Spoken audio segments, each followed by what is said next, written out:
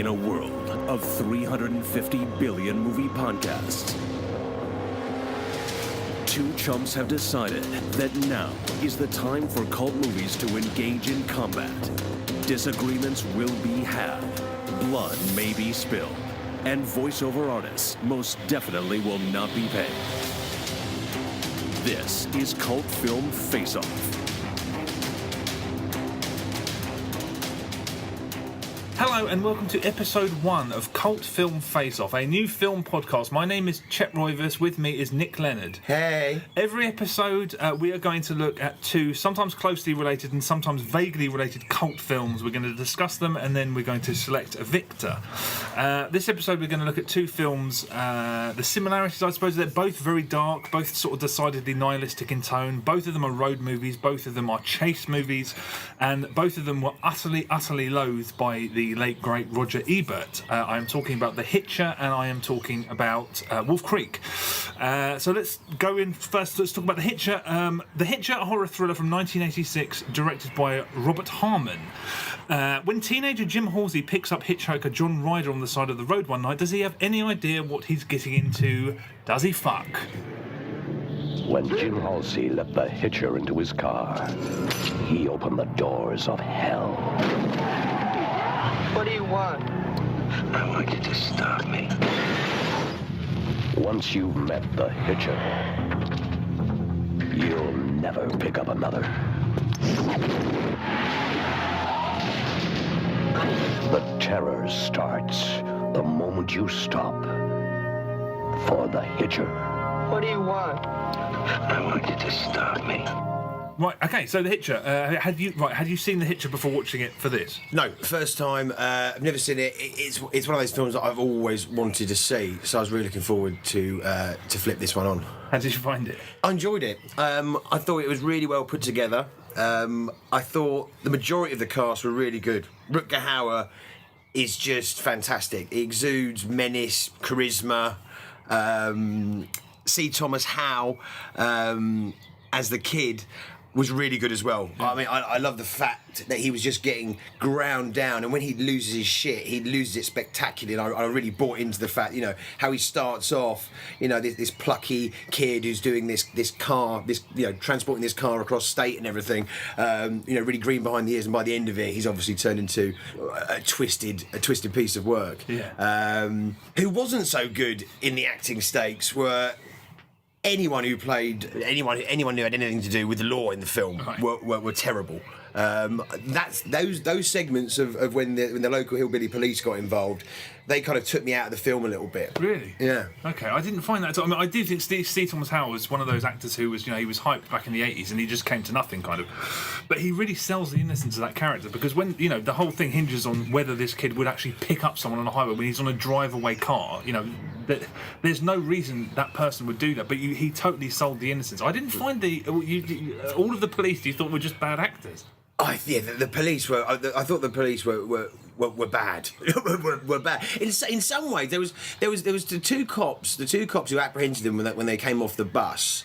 Those two were fine. They were cool. But when they went into the police station and he was getting interviewed, that guy, the guy who was kind of leading the interview and interrogating him and everything, just was really flat. The pace of those moments for me, I was getting taken out of it, and when it was really successful is when it was a real cat and mouse chase, and Rutger Hauer was popping up, and I love the kind of the dreaminess of some of those sequences as well. I was like, this sort of nightmarish dream. Is it actually happening? All this kind of stuff going on. I really dug.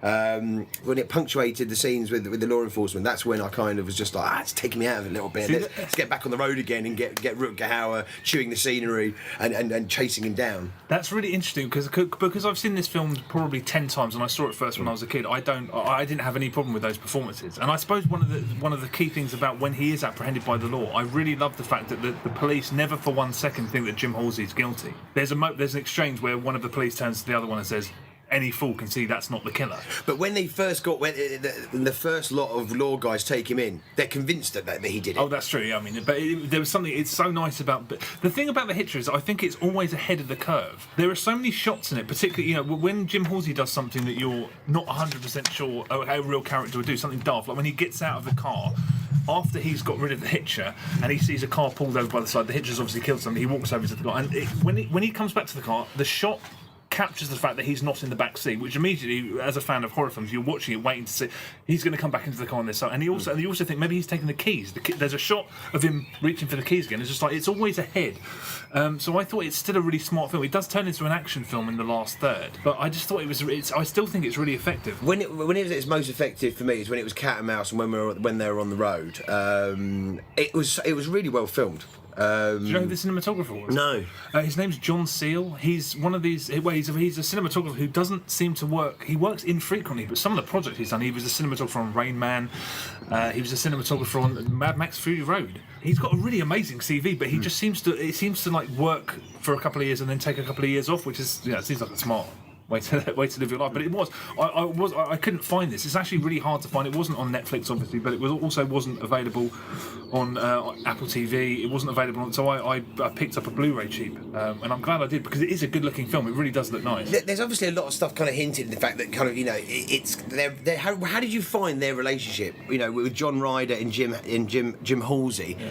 How did you read that relationship? It's really, I didn't read it as anything other than somebody being terrorised by somebody else. What's really interesting in the have you heard the Roger Ebert review that he did with Gene Siskel? No. Roger Ebert hated this film like passionately. Just that it was nihilistic. There was nothing. He very rarely got that worked up about, particularly horror films, but he got so furious about that film. And in his review, he kind of suggests that at the end you're supposed to think that there was some kind of passing of the torch, as if the suggestion at the end is that Jim Halsey has gone. Isn't that the thing? I just didn't get that at all. I didn't think that he was so damaged by the situation that he was going to go on and sort of take the mantle of the Hitcher. I didn't think that at all. I don't know where he got that from, to be perfectly honest. Yeah. Did you feel like? No, I think that there was almost there's longing glances of that end scene when he finally spits on him. But I got the fact that he was just a guy that was completely driven to mental, like a breakdown. Yeah, right. Basically, it was interesting. I love it when he's in the restaurant and he's putting the coins on his eyes and everything. They were really kind of creepy, dark, just to head fuck that central protagonist that he was doing, that I really dug. Yeah. I've read a review. I don't know if it was Ebert's review, but it was saying that it's so ridiculous that he had almost superhuman powers and he could take down a helicopter with one shot and all kind of this. But I think at the end of the day, those kind of characters, the less you know about them is better. I think the critic was saying, I found it really hard to buy into because there's no motive and all this kind of stuff. But at the end of the day, there are crazy people who are mass murderers who don't have a motive. They're just fucking crazy people that are getting off. They're getting charged up and getting off on people being terrorised. That's why I think Ebert got so wound up, because there was no motive, and I think that's incidentally why he got so wound up about Wolf Creek. But from the beginning, you're just like, this is a ride. Even at the beginning, when there's all those amazing shots of a desolate America, it's like they could be shot. This film could take place on the moon. Yeah. It's completely. I don't think you're supposed to. Whereas Wolf Creek, I think, is set in the real world. This is not. This is a fantasy about an evil character terrorising somebody. I think it aged really well. Yeah, it does. It's still. I never watched it when it first came out. It's the first time I watched it, but it had that kind of timeless quality that it's aged really well. Even though this film is 26 years, 30 years old. I really did watch it feeling like it was almost as if it was written so that you're as ahead of the curve as the character of the Hitcher is, because there's just shots in it. Like there's one shot where Jim Halsey is in the bathroom and he sort of washes his face and he looks up and you're just waiting for something to jump out of the background, and it never does. And also, I don't know if this is the earliest instance of this, but do you remember there was a spate, I suspect inspired by Seven? I mean, like one after the other, Skyfall, The Dark Knight, where the bad guy is apprehended halfway through the film and he's basically in captivity. That happens in this, and I thought, wow, I mean, this feels like it was the earliest instance. I mean, I might be very, very wrong there, but that's the first time I remember seeing that happening. And it's another instance of me thinking, wow, this is a really, really sharp film. Incidentally, the person who wrote this is a screenwriter named Eric Red. He's an interesting character, to say the least. So I recommend, if you're interested in this movie or interested in him, download an episode of the Dollop, a comedy podcast called The Dollop, that looks at him, and it makes for very, very interesting listening. To I checked that out a while ago, and it kind of puts into context the sort of guy that Aaron Red is. I mean, one of the points that is mentioned in that podcast is obviously about how dark it is, which is a spoiler alert, is towards the denouement of the film. The only female character in the film is tied between two trucks. Yeah. And you're like, that is a real heavy kind of setup death. But I would go out there and check that, because it gives a real contents of where that guy's head's at. Yeah, and it does give the sort of film an added slightly grim quality. I mean, that's interesting, that sequence, because I think Ebert mentions that in his review, and I read some articles about this film when it was in production, and a lot of the execs, or the producers, were just like, you have to cut that scene out. Yeah. But bearing that in mind, it's actually done. I mean, tasteful's the wrong word, but it's all done off camera. This is it. They don't actually see. There's no gore in that. I mean, there's some great kind of visceral kind of moments of cops getting, in the car chases where you get shot in the neck and blood splatter coming out. But that scene is all off camera. You don't see any kind of it's just showing the tension of the. Yeah. And but that's horror films do that so well. It's like that. One of the Saw sequels, I mean, those films aren't particularly great, but one of the Saw sequels, someone has to fish something out of a load of used hypodermic needles, and you're like, oh, that's fucking horrendous, and it's hard to watch, but that's what horror films do. I mean, I'm surprised that Ebert and other people thought that this was too beyond the pale, especially when it was done almost completely off camera. Yeah. I think what Ebert's main beef with the fact is that there is no justification, and it's violence for violence sake, and it's that kind of it's that James Thurman. Is James Thurman the BBFC? Oh yeah, that's right. His big beef with when films were like that, it was violence for violence sake. But at the end of the day, this is a chase movie. It's a fantasy movie, and it's a great ride. Yeah, that's it. That's exactly it. It's a great ride, and it is unpredictable, and it doesn't really cop out either. I kept waiting for it to do something cheap, and I don't think it did really. But it is a complete fantasy. It's the completely, in a way, it's the opposite to Wolf Creek. But I thought it still stood up well. I liked it quite a lot. I mean, I don't remember it being so explicitly an action film in the final third, but I still thought that it worked. I mean, because one thing that bothered me was the soundtrack was so effective in the first half, that kind of ambient, very unintrusive sound, and then it was like 80s car chases. It went a bit Airwolfy. Yeah, it definitely did. Did you ever see the remake? With Sean Bean, I did. And I can't remember anything about it. It's like all of those Michael Bay remakes. They're just action films. They're not really horrors. And I think that I know they made one smart choice, is that they switched, the infamous pulling someone apart scene. They switched which character went through that. Right. Which seemed like a nice idea, but I don't remember the film being in any way good at all. And off topic, but interested to know, what was the sequel, the late coming sequel of The Hitcher 2? Did you see The Hitcher 2? No, I haven't. But I know Jake Busey's in it, and that's, I don't want to diss the guy, but that's not a great sign of quality. Jake Busey has not been in the greatest films of all time. No, I haven't seen it. I saw it when I searched for The Hitcher on iTunes to pick it up. The Hitcher wasn't on there, but The Hitcher 2 was. I mean, I'm interested. I know it looks like a TV movie, and it looks unbelievably cheap, and I don't really know why Steve Thomas. I mean, I don't know what they're going to do. Are they going to do a Die Hard thing where they pick up another Hitcher and he's I don't know. Yeah. Okay. All right. Well, I mean, I liked. So you liked it? I did. No, I dug it. Yeah, I dug it. As I said, as I keep going back to, those cop scenes really slowed down the pace, and with few of those, and getting to a sort of 90-minute run time, I think I would have been blown away by it. But there was some really shoddy second-rate acting going on from the police department. That's so interesting. I didn't find that at all. But then again, it's like an old family friend. Well, I was going to say, man, what often shapes your opinion of film. If this is a film that you've kind of grown up with, seen many times, I think you're quite forgiving. I looked at it in very harsh eyes for the first time, and that really stood out to me. That was taking me out of the film, slowing the pace. I think maybe it's because when I was a kid, I remember being so happy when they have that exchange. Any fool can see this guy and the killer, and a lot of films would have dragged out the fact that everyone thought he did it. I just thought I remember feeling so happy for that character when that exchange happened that maybe I wasn't. I don't know. I didn't have any problem with the acting when I watched it the other night, but that is probably because it is like an old family friend. Okay, so how does that compare then with Wolf Creek, a horror from 2005 directed by Greg McLean? 3 backpackers become stranded in the Australian outback and they are befriended by someone who may or may not turn out to be a psychopath. Wolf Creek. Captain's log. So far, no sign of intelligent life forms. What the bloody hell are you mob doing out here? Scared the shit out of me. So, where did you live? Oh, I get around here. Never know where I might pop up. What do you actually do? I can tell you, but then I'd have to kill you.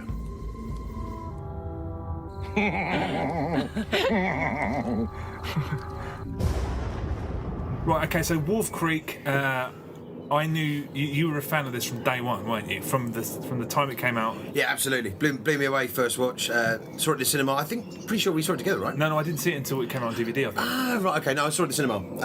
It was brilliant to revisit this. I've not seen it since it came out back in 2005. I was like, yes, this is adult, this is grown up, this is visceral, this is hard hitting, and it was a breath of fresh blood-curdled air when other films were clogging up a horror genre such as Saw 2 and Eli Roth's Hostel.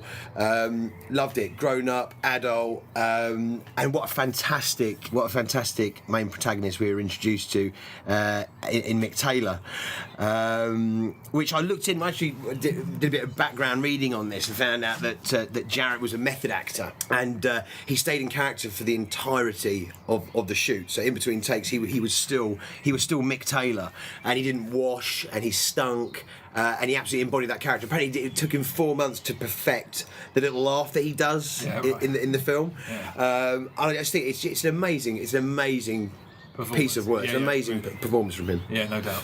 I saw it on DVD, and it was in America. I noticed it got kind of the culture. Ebert hated it, but it didn't really get a lot of traction from critics over there. When it released in England, I think all of the magazines gave it raves, and it had great. You were banging on about it, and when I finally saw it, I don't really remember what I thought about it, except that it didn't really wow me. So going back, I was eager to go back and watch it again. I love the fact.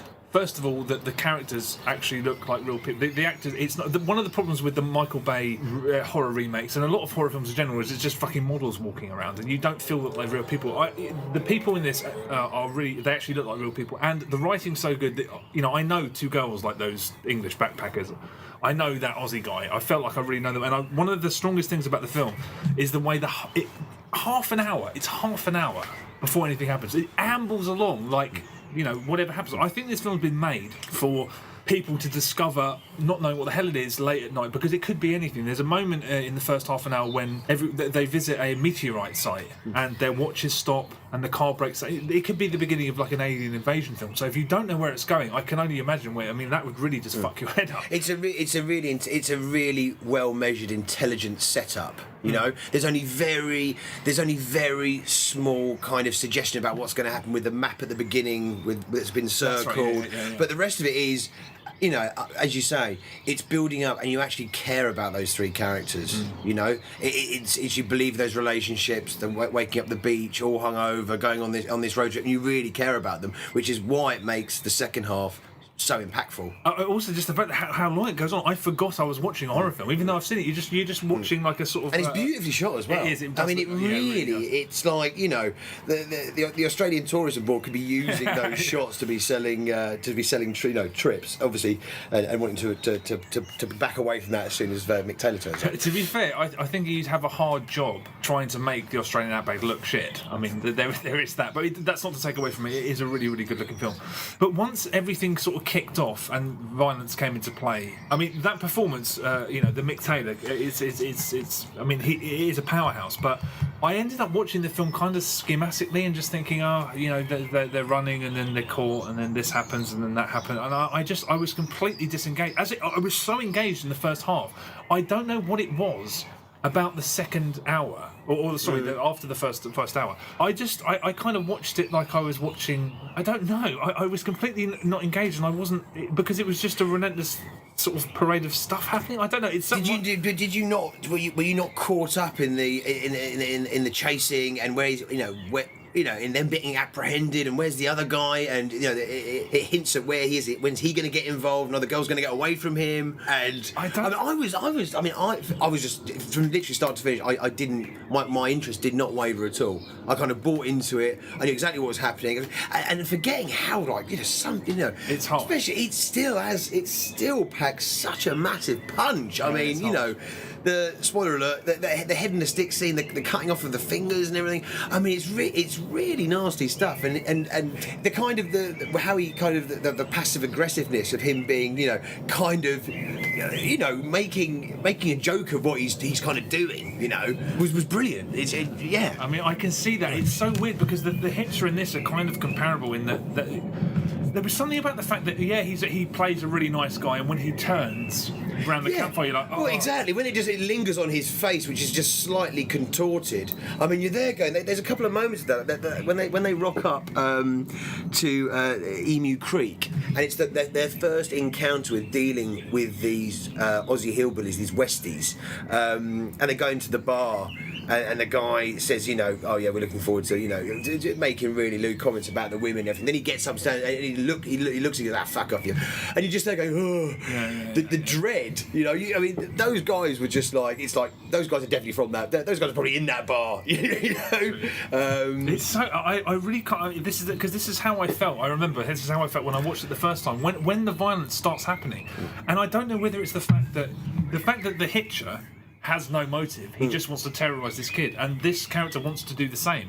For some reason, in this film, there are surprises in Wolf Creek. There are things where, you know, you expect things to happen that don't, and it seems to be playing with, especially with regards to how far the violence goes. It seems to be playing with. It makes most horror films seem exploitative, whereas a lot of people said that this was exploitative because, I mean, but the violence in this is vaguely real, and that makes it more unpleasant. But I don't know what it is about the second half. The twist and turn just felt like schematic decisions, and I still don't really know why I couldn't engage with the second half. Yeah. Because it's well made, it's inventive in places, and I don't know. Yeah, and for me, what I thought was really quite different about it is that it doesn't revel in its violence at all. It's really like an endurance test, as opposed to something like, you really want those girls to get out of there. Yeah. Whereas kind of you're wanting Rutger Hauer to kind of prop up in the Hitcher and kind of start messing shit up. Whereas you really want to get away from Mick Taylor, because he's a complete, you know, he's a sadist. He's really believable, and it is believable, and that's why it's so strange to me that I don't know. But when the film ended, I just thought, I don't really know what the point of that was. But then again, what the fuck is the point of the Hitcher? There's no point to any of it. But no. I didn't feel as I wasn't as locked in. It's weird. I cannot be articulate about Wolf Creek because it's just, as soon as it kicks off, it just loses me, and I don't know why. It's got. I mean, I was sitting there when I was watching. I was like, "This has no suspense," but it does. I can understand. But what point were you finding yourself locking out? Because there's so much that goes on in between when she wakes up at the camp. And I love those shots of, like, you know, the fire's kind of burning out, and she's trying to get a semblance of what's happening, and then she looks through the gap and sees the first scene of how Mick's being with the bolt, and you know, and a lot of it was improvised. They kept the camera rolling. That first scene of where she's absolutely crying, and you absolutely, the way she's in complete, you know, it's like this. Yeah, they're not running from a script. Yeah, it's horrendous. I mean, it's horrendous. It's like, it is absolutely horrendous, but it's weird. I mean, I wish I could explain better, but it's just as if something drops and I just lose interest. I suppose the characters stop being those characters. They're just people who scream and run. Yeah. They don't have any interactions with each other. Maybe that's, I don't know. And the fact that I'm not interested in the fact that I'm interested in the Hitcher as a character and not in Mick Taylor, despite the fact that if you had to say which one was the better performance, it's the one in Wolf Creek, definitely. Yeah, but you find out from about Mick Taylor, you know, that he was, you know, he had a previous, he moves around a bit, he was getting employed for clearing up, you know, ruse and kind of all this kind of stuff, and that kind of work dried up. Yeah. Obviously, he took that really badly. Yeah. And decided to start clearing tourists up. Yeah, and have you seen the sequel? No, I haven't. The sequel's brilliant. Is it? The sequel's great. The sequel's great. It's a completely different beast to Wolf Creek. It's far more in the realms of the Hitcher and fantasy, and you know, Mick Taylor features in literally almost every scene in Wolf Creek 2. Well, obviously, actually, how much you get of him in Wolf Creek 1 is fairly minimal. So that he's like, you know, that he's like the poster boy for the film, and he's in the whole film. And the comedy is, they really riff on the comedy. There's set pieces in there that are laugh out loud. That sounds like Texas Chainsaw 2. That is terrible. I don't know. I have a real soft spot for Texas Chainsaw 2. But if they've taken actually and ramped up comedy, because I don't think that. I mean, there's no comedy sort of on the surface. I mean, you can laugh at some of the. Oh no, there's no. That's what I'm saying. Wolf Creek 2 is played for laughs. It's complete body horror. It's really over the top. There's no. I think there's only one. There's probably one. There's one scene in it where it's kind of he's chasing the main character, which is a guy this time. Right. It's a road movie, cat and mouse chase, and. The guy seeks refuge in a home, and then Mick Taylor stalks it, and then you're like, that's a real tense scene. But the rest of it is really played for laughs, really over the top, real body horror, loads of splatter. And I literally was just like, when the credits rolled on that, I was like, that is brilliant. I could watch another 3 films with Mick Taylor doing that. Have you heard? There's an inspired bit of Tommy Kangaroo Downsport when he you got to check it. Have you heard anything about this TV series they've done? No, I know it's dropping. It's dropping in May. So they filmed it. It's ready to go, and they've got this Wolf Creek series, and also Wolf Creek 3 is in pre-production. Wow. So we're going to have another Mick Taylor vehicle. Okay, I mean, the thing about Wolf Creek that I you know, watching it for a second time, the first time I watched it, I don't think I appreciated the craftsmanship of the first half hour, because it's really well made. It works to engage you. And it's the whole film's well made. I know it is. I don't know what it is about the second half or the second 3/4 or whatever. When it turns into a horror film, it felt like people running and screaming from something, and then people running and screaming from something, and then it was over. And it's like, bad shit happened over the course of an hour. What did you think? And I was like, well, I mean, I just kind of thought it was. What do you think about the moment? I mean, the moment that I didn't actually remember, and it really sort of hit me hard again, was when one of the girls, she escapes. And it's kind of daylight, and she flags a motorist who picks her up, and then he gets taken out by the high velocity gun.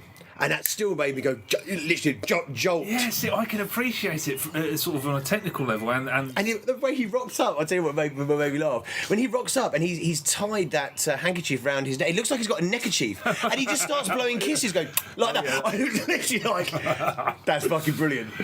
I think that I don't know. I can't carry on trying to piece together what it was about that film that it just lost me completely when it became a horror film. Maybe I liked it too much before it became a horror film. I do think there is something in the fact that those characters, as well drawn as they were, and those performances were really strong. It was just scream. It was kind of as guttural and simplistic as people think that all, you know, people who hate horror films think that all horror films are. But it didn't glorify that violence. I agree with that. I do agree with that. It was hard hitting, and it wasn't enjoyable, and it was an endurance of going through kind of what, you know, those characters are being put through on screen. I thought it was done really well. Yeah, but that's it's so hard. I wish I basically can't explain myself. Yeah. Wolf Creek doesn't speak to me for some reason. I don't know whether it's the fact that it was sort of. It really, really was trying to be real all the time. I mean, when he's got the woman bound up and he's like, it's really horrendous. I don't even want to look at this. As in terms of when they cut back to the kind of decaying corpse that is in the opposite of the room, you mean? One of the girls is watching as another girl is basically being tortured, and he's grinding up against her, and like it's like I don't. But it's horrendous in a much more realistic way than most horror films are. It's much more realistic, and that's why I think it's such an important film. I've read some reviews, and they're just like, this is seriously. It made a list of the 25 best horror films made since 1990. Yeah, I mean, I love it. I loved it as much, and I really enjoyed as much as you can enjoy a film like this, revisiting and just hitting all those kind of markers for me.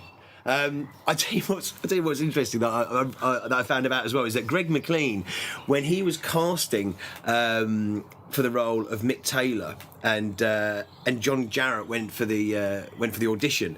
John Jarratt was working on a gardening show on a cable channel on Australian television. So basically, he was like the Australian equivalent of Alan Titchmarsh. Which I always think because I just imagined him turning around and going, "You call that a fucking hoe? This is a fucking hoe," which really made me laugh. Do you reckon Alan Titchmarsh could cut it in an English? That's his calling. Alan Titchmarsh as Fred West. I wouldn't put money on that being any good myself. I'll go see it. So would I. Okay, right. Wolf Creek, The Hitcher. Which is better? Oh, Wolf Creek. All day long. I think The Hitcher's a better film than Oh, Wolf Creek. we're disagreeing. Okay, right, we're going to have to break this down into 3 categories and hopefully pick a victor that way. Script, acting, direction. First of all, script. Which film had the better script? Wolf Creek. Let's think about this. I mean, one of the things that impressed me the most about watching The Hitcher was that it really did, as I've said, seem one step ahead. It did a lot of things that you were kind of you were expecting it to go one way and then it didn't. Although I can appreciate somebody saying exactly the same thing about Wolf Creek. Well, with Wolf Creek, okay, so let's start with Wolf Creek. Let's start for the first half. So the script was super realistic. I mean, I felt you were talking about a lot of. Was there a lot of improvisation in the opening? Do you know? I just what I read was that improvisation throughout the film was being encouraged by the director, and they were rolling. And I just know throughout the film he was incorporating a lot of improvisation with those 3 characters, and also with John Jarratt as well when he turned up. Is that they were rolling, they were improvising, and they had the semblance of what was going on, and then he kept it going. So script for me is the dialogue that was happening, the kind of the clumsiness of the guy of the trio, obviously, hitting on one of the girls and feeling that was really realistic and buying into that, and then with the campfire chat with John Jarratt throughout the film, it impressed me that it was hyper realistic, believable, and obviously trying to get. I'd say what we didn't touch upon as well, which I thought was which was a superb, like a real hard hitting bit that really worked, is when the girl stumbles upon the cache of videotapes and trinkets and photos from obviously from all of the past victims of John Jarratt's character, and then playing the video and then him repeating, there's nothing like a bit of fresh water from the runoff, Right, yeah. Brilliant stuff. So script for me was really strong in Wolf Creek, and it was consistent throughout. Okay, what about iconic lines? If we can, I mean, I didn't remember any iconic lines from The Hitcher, but I did smile when he said, "How do you like Shitsville?" I thought that was a really nice line. I mean, it's unfair to break things down on like. Well, I think most of John Jarratt's dialogue is really quotable. That's true. And do you know what? I'm gonna just say I think we should go for Wolf Creek on this one, just for one reason and one reason only, and that is when you're first introduced to Jennifer Jason Leigh's character in The Hitcher, she's a waitress starting a shift at a diner. And then when she reappears that same afternoon, she's on a Greyhound bus, one assumes going to somewhere very, very far off in America. She happens to be on that bus. And you're like, hang on, why is she on a bus? They don't explain that. No, it's completely, that is nonsensical. Inconsequential. Thinking about it, that is the most nonsensical. She's like, what are the point? She was just a few hours ago going to work at a diner, and now she's on a Greyhound bus going God knows where on a long distance journey. Yeah. Stupid. Okay. All right, script, Wolf Creek, I'll give it to Wolf Creek. All right, so acting. Okay, well, I know where you're going. Okay, so the acting of the two central protagonists. I mean, Rutger Hauer and C. Thomas Howell were uniformly brilliant, and they played off each other really well. And I bought those characters all day long. So acting, I can't fault that. But I'll go back to what I keep saying: is in those hillbilly coppers in the first half of the film were shit. Yeah. Okay. All right. I mean, I can't vouch for that, but I do know that the performances by everybody in Wolf Creek were. Everyone brought their A game, man. Yeah. Okay. Right. Okay, direction. Well, I think Greg McLean. Obviously, everything's going to be reloaded. What I'm saying, I think what you get with Wolf Creek is that you can very much tell that Greg McLean not only directed it, but he wrote it and he produced it. Yeah. This was a labour of twisted love from Greg McLean, and as such, the pacing, the direction, the setup. I mean, man, it's just I mean, obviously, I'm gushing about this film because I fucking love it. Yeah, I mean, I'll go back to again. I'll repeat myself as well in that the thing that I loved about The Hitcher was that there were so many scenes where you thought, oh, this is coming, and they'd pick up action deliberately to show that the keys were still in the ignition or that there was no one in the back of the car. That seemed really sharp. It seemed like a really sharp horror film.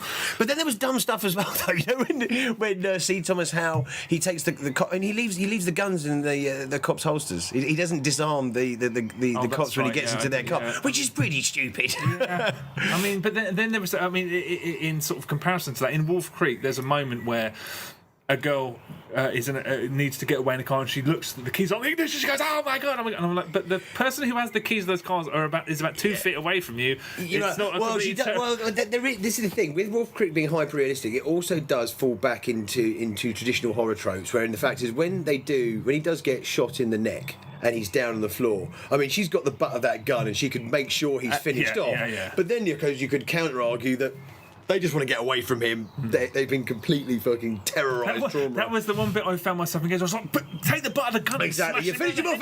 Yeah. But that's kind of that whole thing in horror film, isn't it? It's just like, you know, whether it's a Michael Myers or a Jason Voorhees, it's always, well, finish him off. Don't leave him like lying there. Yeah, and they were two completely utterly terrified girls. So I suppose so they're not going to have their go. Well, actually, what we should do is really make sure that we spill his brains on the deck. All right. I'm really not happy about this, but I suppose we have to concede that Wolf Creek is the better. Wolf Creek is the better film of the two.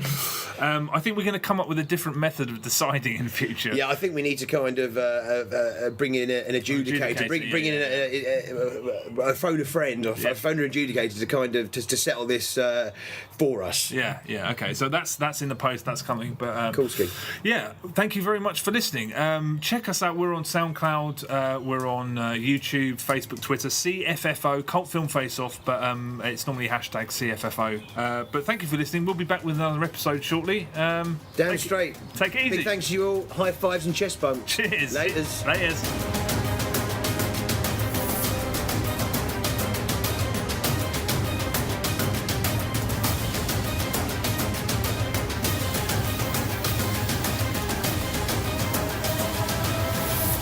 Cult Film Face-Off.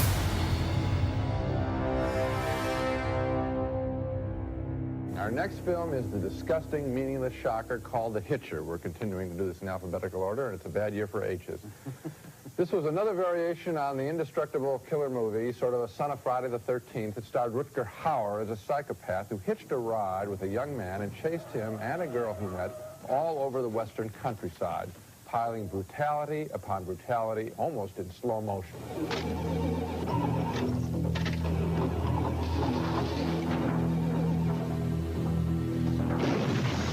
That's right, take your time, shoot every part of the car, wait for the kid. At this point, we really like to have him almost blow the kid away so the movie will be over and we can go home because we've had a horrible time in this picture. The film, though, outdid itself with an incredible scene where the girl that this guy is traveling with is tied between two trucks. And then, yes, the trucks go this way and her body goes that way in two parts.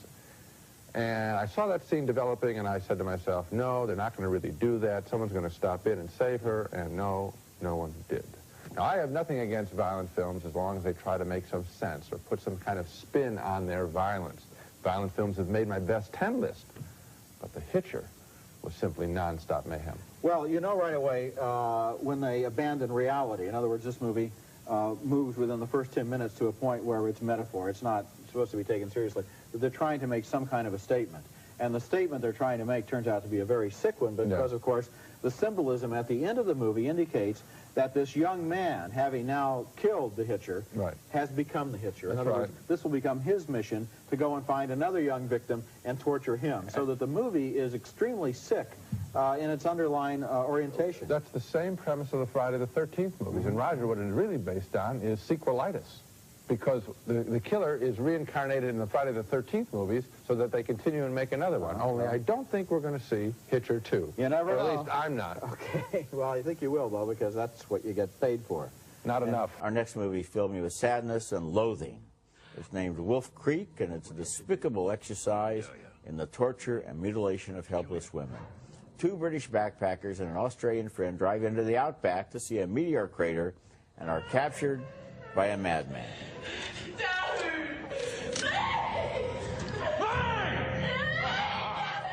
This movie, like Chaos earlier in the year, goes beyond the usual definition of a horror film even an extreme horror film that opens on Christmas Day. Isn't that nice? Wow, I agree with you on this one completely, Roger. It's a depressing exercise in just mutilation and torture. People might ask, well, how come I could give a thumbs up to Devil's Rejects, but not to this? Yeah. It's because I think any reasonable person looking at Devil's Rejects sees a film. Yeah. A film with a purpose, with performances, with a pattern behind it, with artistry in it. It's a horror film. Horror films are okay. Yeah. Yeah. Even violent horror films are okay. Wolf Creek is not in that category. You can tell. I mean, there's just kind of, I have a meter. And at one point during this movie, I just said, why am I here? It's just mean-spirited. Yes, it is. And ugly, and it's even more offensive because it has this kind of pretension about it, like, oh no, this is an arty look at things, and it has a certain pace to it. And I agree with you. It's just an ugly film. You're right.